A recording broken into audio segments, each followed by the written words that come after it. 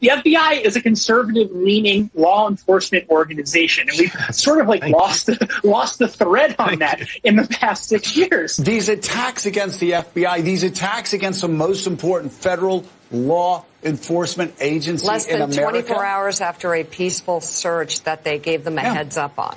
Peaceful search. It's all legal. It's all lawful. It's not a raid. They didn't, they're not there improperly or unlawfully. The Justice Department is returning to its historical position as a law enforcement agency above politics, trying to do the right thing. I don't think there was any politics involved. This appears to be a nonpartisan process. Because anybody on this set had done the same thing, the exact same result would have occurred. A judge would not sign off on that if there were not evidence. Sources tell me that, there's a reason they wouldn't go in there if it wasn't really significant, if they weren't really concerned about the nature of the classified information that Trump had, what he might be doing with it, who he might be showing it to.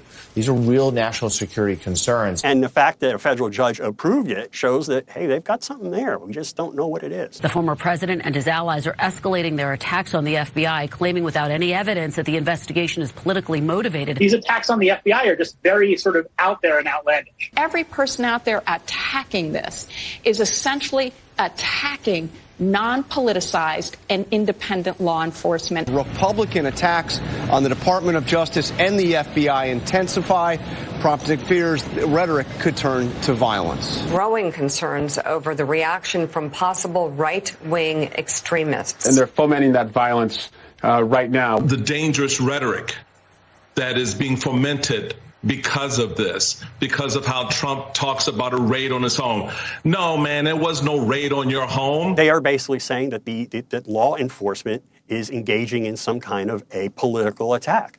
Well, the fact of the matter is, there's no reason to believe that, and there's no basis for them to assert that. That's why we have law enforcement to actually bring fascists to justice.